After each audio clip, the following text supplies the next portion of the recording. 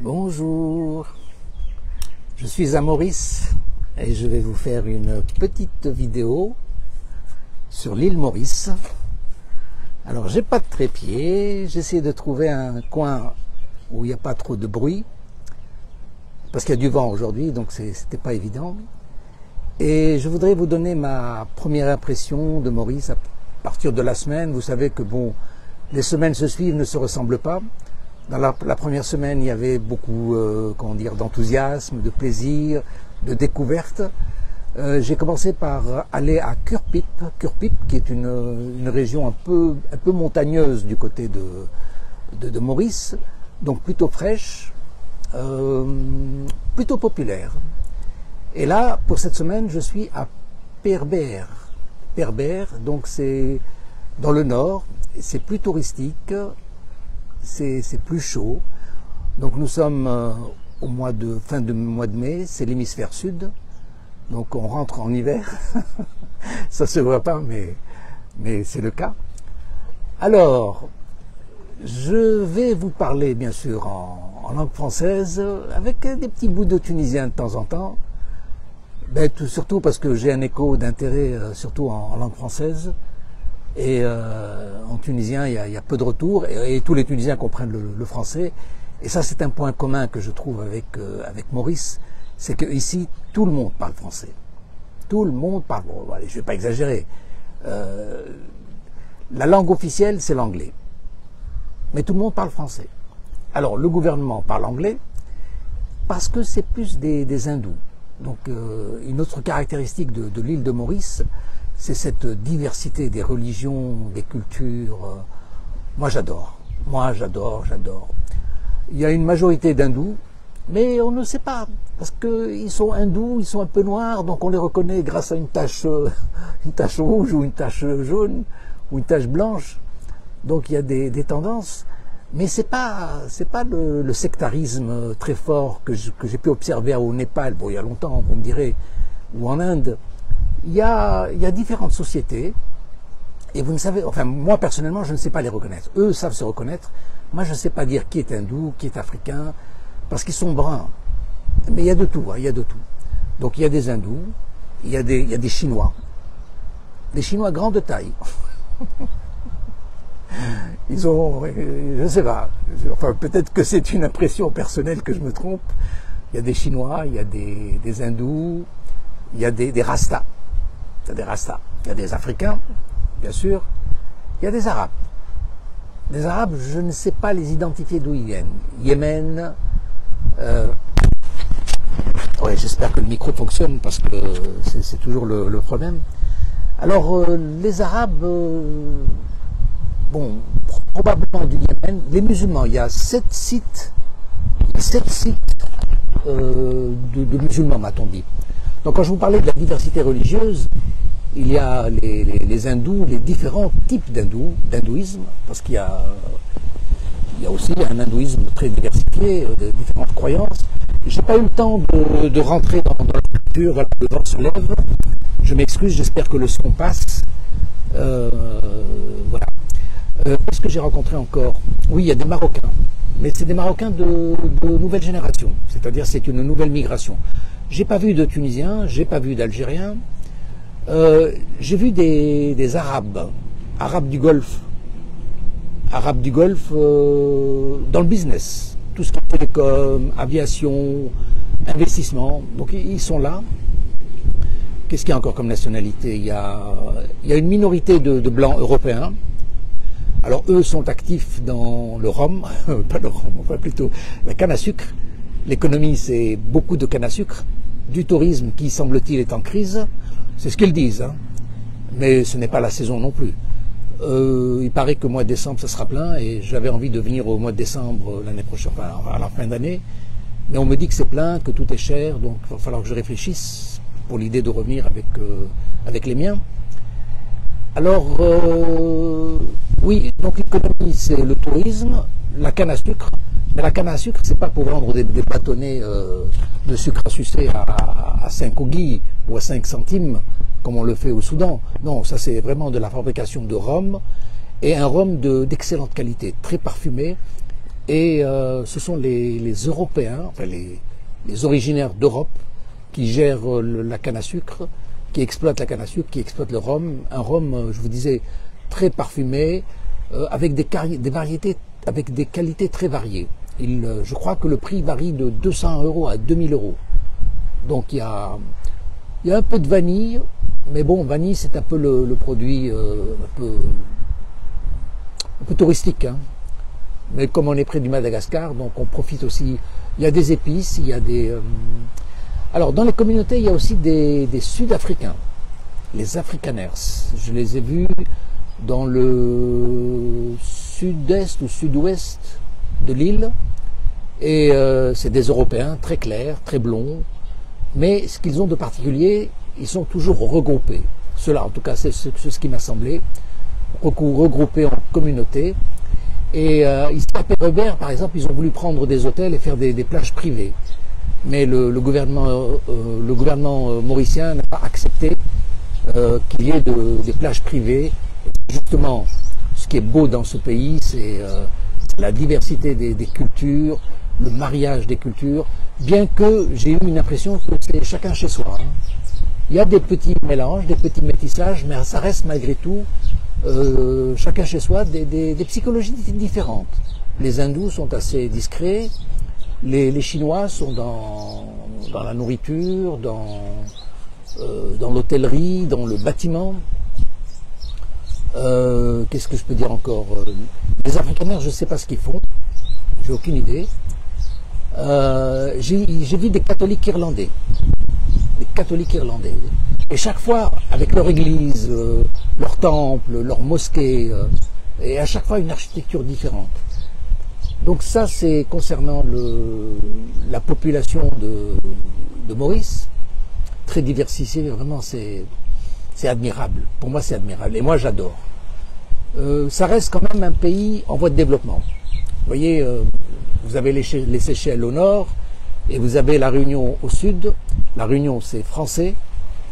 Et les Seychelles, c'est un archipel indépendant, mais avec je veux dire, les mêmes capacités, mais c'est nettement mieux géré. Parce que le capital paysage est préservé. Alors je vais inverser un peu pour vous montrer un peu. Attends, comment on fait pour tourner la... Bon, écoute, je tourne, j'ai pas trouvé l'appareil pour inverser. Voilà, vous voyez, regardez, ces gros blocs, ce sont des cailloux volcaniques, et vous les trouvez par exemple aux Seychelles, ils sont bien arrondis. Donc on a à peu près le même paysage, vous voyez. Là on est au bord de la mer, c'est magnifique. Hein. Voilà, je vous fais un tour général. Beaucoup de verdoyance parce que c'est un climat tropical. Donc vous voyez la beauté. Et ça, ce sont des pierres volcaniques, je ne sais pas si c'est les mêmes, mais elles sont très lourdes. J'ai pris un petit morceau de caillou extrêmement lourd parce qu'ils sont pleins de fer et ils utilisent cette pierre pour les bases de la construction. Donc, je vous parlais quoi? Je vous parlais de cette diversité. La langue officielle est l'anglais, ils travaillent en anglais, mais tout le monde connaît le français. Ce sont les hindous qui dominent la politique. Et donc eux, on parle plus anglais que français. Mais il y a quelque chose d'extraordinaire, c'est le créole. Tous parlent le créole. Et le créole, c'est vraiment le ciment unitaire. C'est la langue populaire, c'est le chabi. C'est comme si on vous parlait de notre langue tunisienne, c'est un peu pareil. C'est ce qui fait l'unité de la nation, vous voyez. C'est pas la religion, c'est pas l'origine, c'est la langue créole. Et ils sont très attachés à leur langue créole et ils se battent pour qu'elle soit officielle. Et je crois qu'ils évoluent dans cela. Il y a une communauté russe. J'ai entendu que les Russes voulaient fabriquer leur église orthodoxe. Et je ne sais pas, mais ils ne sont pas assez nombreux, ou il y a un problème de financement. Mais ils ont envie de marquer leur présence, ce qui serait encore une diversité de Maurice. Alors voilà, donc c'est pour la population. Qu'est-ce que je voulais parler encore? Je vous ai parlé de la langue.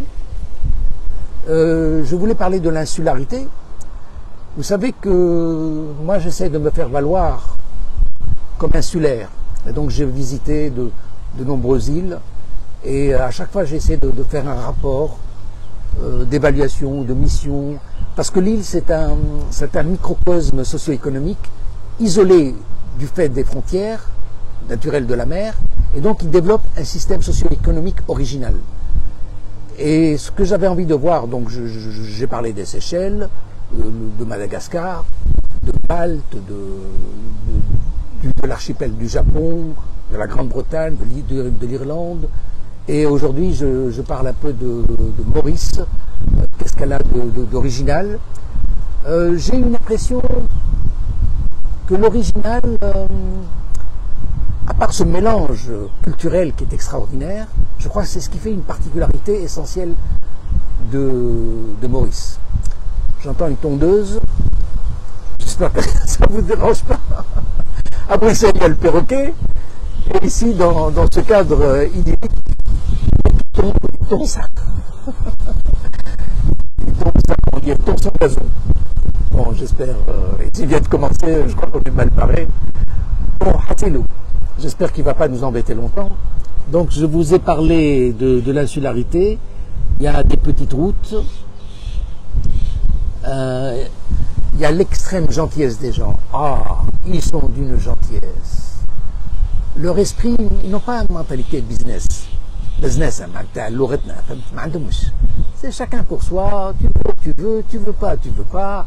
Il n'y a pas d'insistance. Il y a vraiment quelque chose de suite, une douceur comme ça que personnellement j'ai remarqué et j'ai apprécié. Alors autre chose, j'ai roulé tout à l'heure en voiture, bien sûr, vous savez, on roule à gauche, et ça c'est une particularité des îles. Les îles font en sorte pour rouler à gauche. En Tunisie, on ne le fait pas parce qu'on est rattaché au gouvernement tunisien. Donc le gouvernement tunisien nous impose ses lois, et donc tout ce qui concerne les impôts sur la bagnole, ça va à l'État tunisien, ça ne va pas à Djerba. Mais les îles, par contre, elles développent un système de roulage à gauche. Pourquoi? C'est une question d'économie, c'est une question de fiscalité.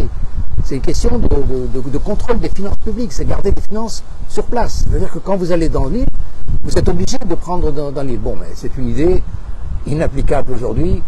À Djerba, on veut faire un pont et un double pont, et on veut se rattacher au continent au maximum. On ne veut pas préserver cette identité insulaire, cette originalité de l'île de Djerba. Bon, il y a un chien qui vient me dire bonjour, c'est plutôt une chienne. Il y a beaucoup de chiens, c'est vrai. Beaucoup de chiens. Alors, à un moment, j'ai pensé que c'est de la culture hindoue, je pensais qu'il y avait un respect pour les bêtes, parce qu'il y a la réincarnation, etc.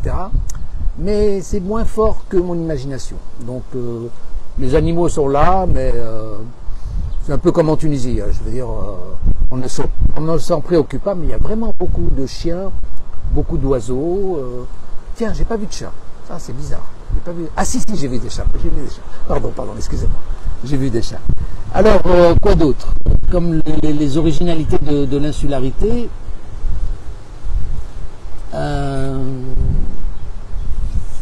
il y a l'anarchie de la construction. C'est ce qui distingue Seychelles, Maurice et la Réunion. Il y a un déboisement excessif. On casse beaucoup, on déboise, on construit. On construit chacun à son goût, on construit avec du matériel pas très cher. Il n'y a pas quelque chose de général. Et c'est ça qui me... L'identité insulaire, c'est ce que je vous dis, je ne l'ai pas trouvé. Même dans la musique, j'écoutais dans la musique, vous avez une radio d'influence hindoue, vous avez une radio d'influence créole, et vous avez beaucoup d'inspiration. C'est-à-dire qu'ils empruntent beaucoup. Même les musiciens locaux empruntent au classique, empruntent au, je dis pas à reggae, mais ils empruntent à la Martinique, ils empruntent la musique. Je n'ai pas passé assez de temps pour voir l'identité insulaire, ni dans l'architecture, ni dans la musique. Elle doit certainement exister, mais bon, j'ai pas fait assez de temps pour la découvrir et l'apprécier. Je l'ai pas entendue à la radio. Par exemple, quand je voyage dans un pays, généralement, j'aime ouvrir la radio et j'entends la musique locale. Ok, la tondeuse, vous l'entendez, tondeuse à gazon, mais je ne sais pas faire autrement. Il y a la mer, il y a les oiseaux, il y a la tondeuse, il y a moi. Donc vous faites un cocktail, vous écoutez ce que vous voulez, vous faites ce que vous pouvez.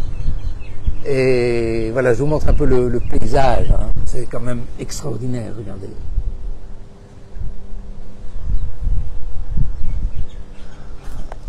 Alors autre chose, c'est une ville moderne.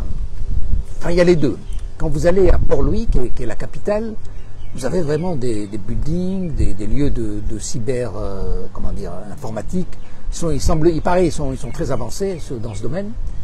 Et vous avez donc des complexes commerciaux modernes. Vous avez vraiment la ville très moderne.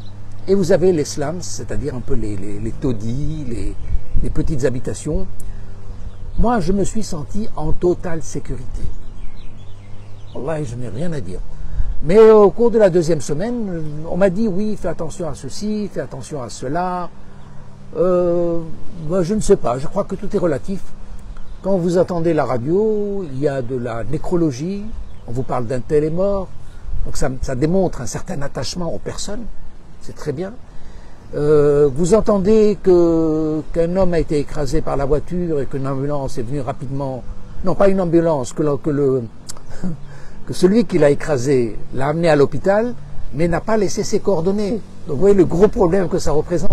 Mais il ne peut pas s'échapper parce qu'on a pris le numéro d'immatriculation de sa voiture et on va retrouver ce gars-là. Vous voyez le type de problème qui passe à la radio. Oui, autre chose que je dois dire, c'est la mauvaise influence de la France, hein, et je dois le dire. J'ai constaté un petit racisme à l'égard des musulmans. Parce que j'ai un peu posé des questions sur les musulmans et j'ai eu quelques réponses de mépris. On m'a dit qu'il y avait à peu près 7 communautés, mais une réponse méprisante, et il faut la mettre dans le contexte de Rotaillot. Rotaillot en France, qui est en train de parler avec beaucoup de mépris sur les musulmans, le danger islamique et patati et patata. Eh bien, figurez-vous qu'il y a un écho. Parce qu'ici, ils ont la radio. Et dans la radio, ils captent RFI. Et alors, tous ces débats pourris de France, on les entend ici.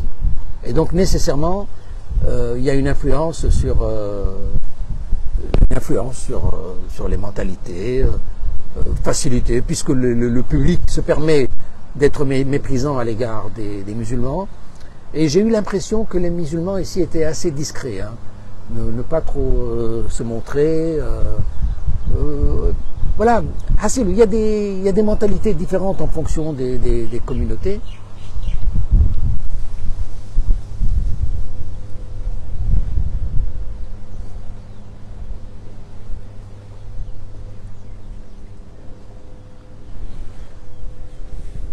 Alors, autre particularité, ils ont des systèmes d'éducation. Il y a plusieurs systèmes d'éducation. Ça aussi, c'est un point d'interrogation. Vous savez, vous ne le savez certainement pas, mais en Tunisie, nous avons l'école nationale, l'école publique, l'école privée, l'école française, l'école américaine. Et il y avait autrefois une petite école juive qui, je crois qu'elle n'existe plus parce qu'il n'y a pas assez d'élèves, ou alors vraiment, voilà. Et les juifs de Tunisie vont généralement à l'école française, et l'école juive reste uniquement pour apprendre le Talmud et la langue israélite. Ici, nous avons des systèmes anglais et différentes écoles anglaises. Nous avons le système français, nous avons et chaque fois c'est des uniformes différents.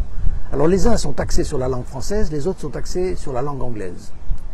Je ne sais pas ce qu'il faut en penser, mais je dis qu'il faut poser une question parce que moi je suis de la génération des années 60 où l'élite, je répète, l'élite sociale mettait ses enfants à l'école française. On veut le mammo pour ses enfants. Et moi, mes parents veulent le bien pour leurs enfants, nous ont mis dans cet état. Et le jour où on a eu nos diplômes, il a fallu travailler.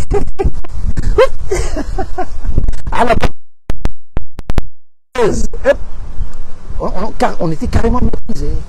On était carrément méprisés.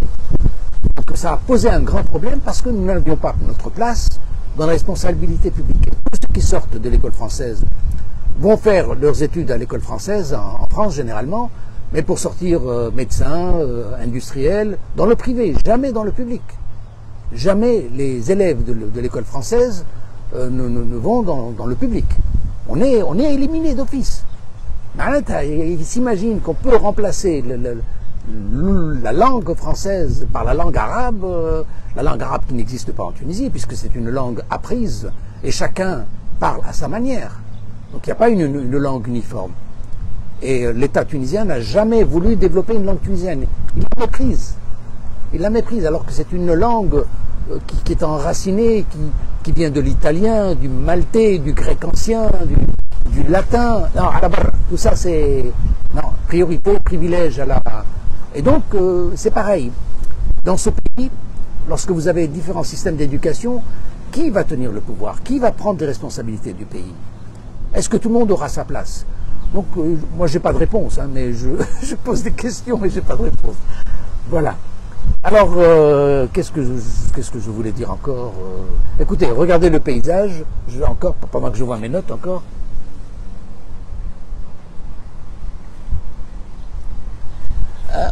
Voilà, ce que je vous disais, j'apprécie beaucoup quand je vais dans un pays, c'est écouter la radio. Et là, c'est une radio francophone, donc vous rentrez, vous êtes dans le pays. Vous arrivez, je me sens au bled. Quand je vais au Mali, au Tchad, au Sénégal, je me sens chez moi. Parce qu'il y a la facilité de la langue. La langue, vous n'imaginez pas combien c'est important.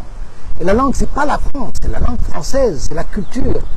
La France est aujourd'hui un mauvais exemple, mais ce qu'elle a donné au monde, c'est quelque chose d'extraordinaire. Pourquoi le bazarder? Donc quand vous avez l'outil de la langue française, à chaque fois il y a un accent différent. J'étais en Algérie.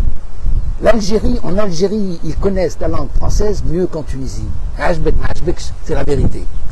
Je suis allé là-bas, il parle français, un français algérien de nette meilleure qualité, malgré que leur gouvernement ait décidé de supprimer la langue française, d'imposer la langue comme langue officielle. Ils n'y arrivent pas encore. Mais en tout cas, la volonté est claire.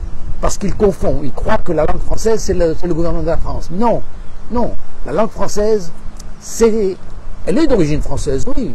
Mais ça remonte à, comment il s'appelle, à François Ier, lorsqu'il a voulu couper avec le latin. Le latin, on le laisse au pape, ok? Et nous, on a notre langue franque. Notre langue franque, et on a construit la langue française. Sinon la France aurait dû parler latin. Vous vous rendez compte? Non.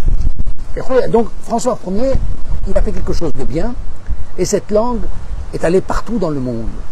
Et nous avons une langue tunisienne, une langue française de Tunisie. J'ai mis un post il y a quelques jours, parce que ça m'a fait rire. Il y avait des mots qui expriment des émotions qui n'existent pas en France. Par exemple, on dit premier bureau, deuxième bureau, troisième bureau. C'est quoi ça? Mais c'est la maîtresse. Donc c'est africain. Je vais à mon deuxième bureau. Mais c'est connu socialement. Je vais à mon deuxième bureau. Je suis au boulot, mais je suis avec les copines. Et en Tunisie, on avait un autre mot qui n'existe pas en langue française, qui est le mot chalumeauté. Chalumeauté. Alors qu'est-ce que ça veut dire chalumeauté? Chalumeau, ça vient de ce qui brûle. Un chalumeau, vous savez. Donc c'est ce qu'il y a de plus brûlant. Et chalumeauter est un verbe en Tunisie qui veut dire quoi? Eh bien, quand on est entre amis et qu'il y en a un qui commence à se faire piquer par une fille, qui commence à faire du charme, on le casse. Et après, il reste célibataire avec nous, avec les copains. Ne te mets pas en couple, tu as encore le temps dans la vie. Donc c'est un jeu social et on chalumeute un ami. On chalumeute en disant à la fille, ah oui, son père est en prison, ah, sa mère, elle nettoie les stades, elle fait le ménage au stade. Ouais, comme ça, c'est un jeu. Quand on le brûle comme ça, le gars, il reste célibataire et il vient de déconner. Mais c'est une émotion d'amitié très forte. Ça veut dire, ne te presse pas à te marier ou à te mettre dans les bras d'une femme qui va t'attraper, etc. On aime bien l'amitié. C'est une valeur. En France, elle n'existe pas, cette valeur. Enfin, elle n'existe plus. La valeur amitié, depuis Montaigne et la Boétie, c'est terminé. Hein. Donc voilà. Et pourquoi est-ce que je parlais de la langue française? Donc la langue française de chaque pays crée des mots. Il y a quelque chose... Ah oui, je parlais avec quelqu'un et j'ai ma fille qui m'a dit... qu'est-ce qu'elle m'a dit? Elle m'a dit... ah, j'entends des femmes autour de toi. Parce que j'avais des amis. Oh, ta femme va te faire des malheurs. Alors moi j'ai répondu, mais tafahnish. Mais j'ai pas trouvé le mot en français. J'ai pas trouvé le mot français pour dire matafahnish. Matafahnish, ça veut dire ne me scandalise pas auprès de ma femme. Je sais, je ne connais pas le mot français. Mais c'est une émotion, et il y a plein d'émotions comme ça. Et c'est ça la richesse des langues. Les langues sont vivantes. Donc quand vous prenez un mot, il exprime une émotion qui n'existe pas ailleurs. De même que la langue française nous donne des mots et des idées. Par exemple, le mot islam, islamisme, le isme, ben, vous savez qu'il n'existe pas en arabe. Donc, côtoyer les langues nous permet d'enrichir nos émotions, d'enrichir l'expression de nos émotions, de pouvoir les dire. Et ça c'est très fort. C'est la richesse de la langue, de la culture. Hasselo. Voilà, j'ai passé une semaine. Alors, comment je me suis organisé? Ben, j'ai loué une voiture. Et puis après, j'ai cherché pour une maison. Et puis finalement, il y a une amie qui m'a proposé d'habiter chez elle, donc ça m'arrange très bien. Comme ça me permet de garder la voiture. Et je circule et je vois. Et j'essaye de trouver cette originalité de l'insularité. Et voilà. Qu'est-ce que je peux vous dire encore? J'ai mis des petites notes comme ça.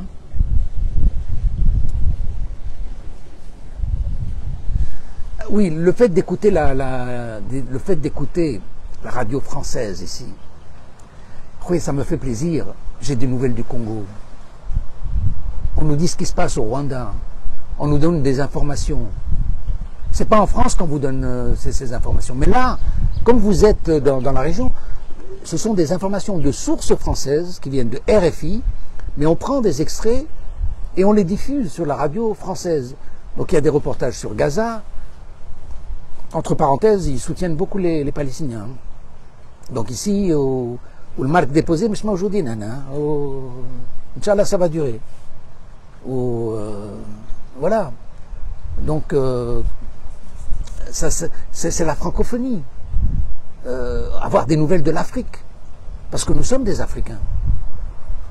Nous sommes des Africains. Je parle aux Tunisiens. Les Tunisiens, vous savez, vous êtes des Africains.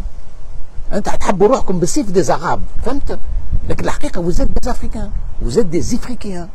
Vous avez donné votre nom à l'Afrique. Donc la priorité, c'est l'Afrique. Ok? Ce qui se passe au Soudan nous concerne. Ce qui se passe au Congo nous concerne. Donc soyons proches de nos amis. Les Arabes, c'est autre chose, là. Les Arabes, pour aller à Abu Dhabi, il faut un visa. Tout c'est métrolles, là. Pour aller à Dubaï, c'est fini. Tout c'est métrolles. Donc il faut le savoir. L'avion, bon, je ne vais pas polémiquer, c'est pas mon but. Mais je veux dire, n'oubliez pas votre identité tunisienne. Et le but, quand je voyage dans des pays pareils, je m'excuse mon égoïsme, mais c'est rechercher qu'est-ce qui peut être utile pour moi en tant que Tunisien et en tant qu'insulaire de Djerbia de Tunisie. Vous voyez, qu'est-ce qui peut être utile, qu'est-ce que nous avons de particulier, qu'est-ce qu'il y a à préserver. Voilà. Par exemple, ici, les paysages sont gâchés par des constructions de slums, de taudis, de constructions anarchiques. Bon, il n'y a pas une politique urbaine, contrairement aux Seychelles. Aux Seychelles, là où tu tournes la tête, tu prends une photo. Là, j'ai dû chercher un endroit pour trouver une beauté. Regardez ça, regardez comme c'est beau. Donc en plus, aujourd'hui, il y a beaucoup de vent. Donc, le son risque d'être mauvais. J'espère que ça a été bon. Hein. Mais si ça ne va pas, ce n'est pas la première fois. Bon, je pense que j'ai assez causé.